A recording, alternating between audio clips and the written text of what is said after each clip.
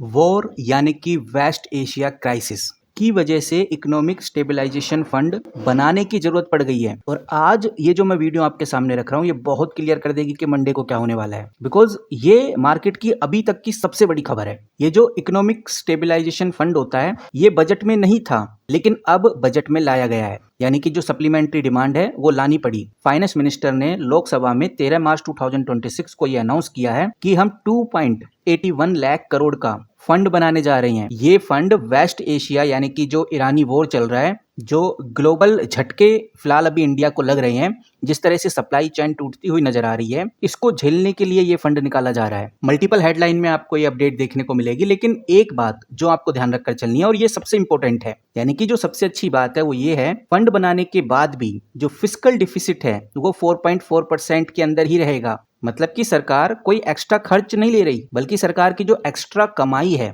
यानी जो additional receipts हैं उनसे ये पूरा मैनेज करने वाली है। सरकार ने ये भी अनाउंस किया है कि वो इस बार डिफेंस के लिए 41,000 करोड़ एलोकेट करने वाली है और फर्टिलाइजर के लिए 19,000 करोड़ एलोकेट करने वाली है। इससे इन सेक्टर की कंपनीज को तो फायदा होगा, ये चीज आप ध्यान रखकर चलिए। यहाँ पर गाइज ये चीज भी आपको ध्यान रखकर चलनी है। ये जो डिफेंस के लिए 41,000 करोड़ एक्स्ट्रा जो मांगे जा रहे हैं, ये नए हथियारों के लिए, नए हथियार खरीदने के लिए नहीं है, बल्कि जो स्पेक्ट्रम है उसको चेंज करने के लिए है। ये एक्स सर्विसमैन की जो हेल्थ है, जैसे पुराने खर्चे हैं, जो रिवेन्यू है, उसको बैलेंस करने के लिए है। तो ये चीज ध्यान रखना है। ये जो HAL कंपनी है, BEL कंपनी है, Mazagon dock ship builder company है, इनमें कोई रॉकेट या कोई तेजी नहीं आने वाली, क्योंकि ये एक रिवेन्यू एलोकेशन है, कोई ऑर्डर इनफ्लो नहीं है। लेकिन मीडिया में इसको किस तरह से दिखाया जाता है इस न्यूज को, या फिर इन्वेस्टर किस तरह से इस न्यूज को जज करते हैं, इस पर भी चीजें डिपेंड करने वाली हैं। अगर इन्वेस्टर इस चीज को गलत तरीके से समझते हैं और उनको लगता है कि 41,000 करोड़ का एक्स्ट्रा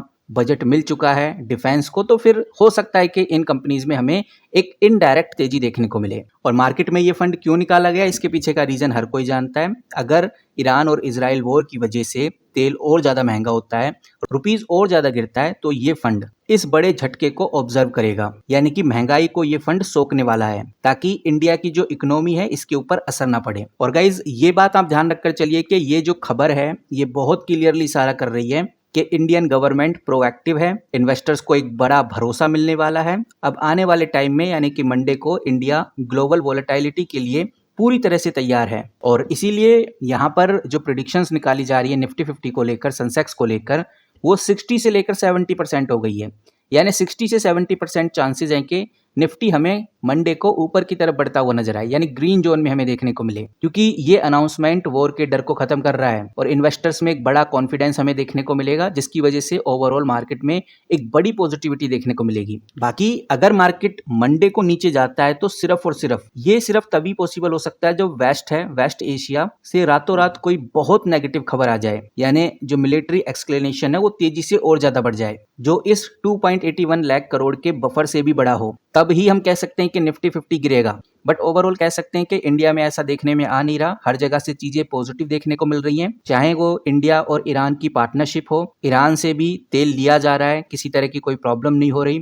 रसिया से भी तेल अच्छी खासी क्वांटिटी में लिया जा रहा है, क्योंकि ट्रंप ने रशिया के ऊपर जो सैंक्शंस लगाए हुए थे वो भी हटा दिए हैं। तो इंडिया के लेवल पे हर चीजें पॉजिटिव नजर आ रही हैं। बाकी ये बात ध्यान रखकर चलना, जो बैंकिंग सेक्टर है, जो PSU सेक्टर है, जो डिफेंस सेक्टर है, जो एनर्जी सेक्टर है, इनमें अच्छी तेजी देखने को मिलेगी और FII की जो सेलिंग है वो भी थम सकती है इस अपडेट के बाद। दूसरा गाइज हमें ये ध्यान रखकर चलना है कि जो मीडिया है, जो न्यूज रिपोर्टर है, आपको एक खबर बार बार देखने को मिलेगी कि सरकार ने वॉर के लिए फंड अनाउंस किया है, लेकिन रियलिटी ये है कि जो जर्नल बफर है इसको ठीक करने के लिए सरकार ने ये फंड निकाला है। ये किसी वॉर के लिए नहीं है, बल्कि आने वाला जो रिस्क है, जो ग्लोबल क्राइसिस है, उसके लिए फंड सरकार ने निकाला है। और ये भी मैं आपको बताना चाहूंगा, ये 2.81 लाख करोड़ का जो अमाउंट है ये एक साथ खर्च भी नहीं किया जाएगा। ये सिर्फ एक इमरजेंसी फंड है, अगर इमरजेंसी में जरूरत पड़ी तब ही इस फंड का इस्तेमाल किया जाएगा। तो कहने का मतलब ये है कि सरकार ने सीधा बोला है कि जो जियोपॉलिटिकल डर है भारत में उसको हमने टोटली खत्म कर दिया है और मार्केट अब ऊपर जाएगा, फास्ट तरीके से ऊपर जाएगा।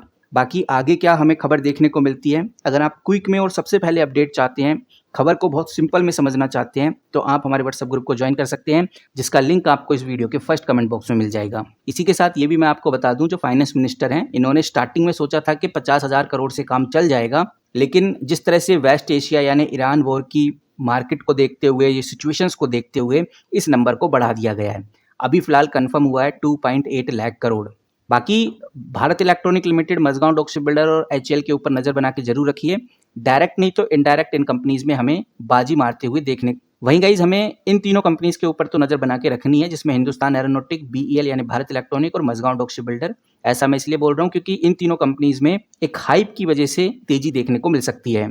वहीं सबसे इंपॉर्टेंट सेक्टर आपको ध्यान में रखकर चलना है, वो है फर्टिलाइजर सेक्टर। सबसे बड़ी जो ग्रोथ देखने को मिलेगी वो हमें फर्टिलाइजर सेक्टर में ही देखने को मिलेगी, क्योंकि सरकार ने सप्लीमेंट्री डिमांड में 19,000 करोड़ एक्स्ट्रा मांगे हैं फर्टिलाइजर सब्सिडीज के लिए। क्योंकि ग्लोबल मार्केट में हमने देखा है गैस भी महंगी हो रही है, रॉ मटेरियल महंगा हो रहा है, इस वॉर की वजह से बहुत सारी प्रॉब्लम्स होने वाली हैं। तो इस पैसे को सरकार उन कंपनीज को देगी जो लॉस में रहेंगी, ताकि वो अपने आप को संभाल सके। बाकी अगर आप चाहते हैं कि मैं फर्टिलाइजर सेक्टर्स की उन कंपनीज के नाम दूं जो मंडे को बहुत तेजी पकड़ने वाली हैं, तो कमेंट में यस जरूर टाइप करिए। यस टाइप करते ही मुझे जरूर आइडिया लग जाएगा कि आप चाहते हैं कि इस टाइप की वीडियो भी बनाई जाए। फिलहाल गाइज आज इस वीडियो में इतना ही, यही अपडेट है। जैसी कोई बड़ी खबर आएगी तो सबसे पहले आपके साथ शेयर करूंगा।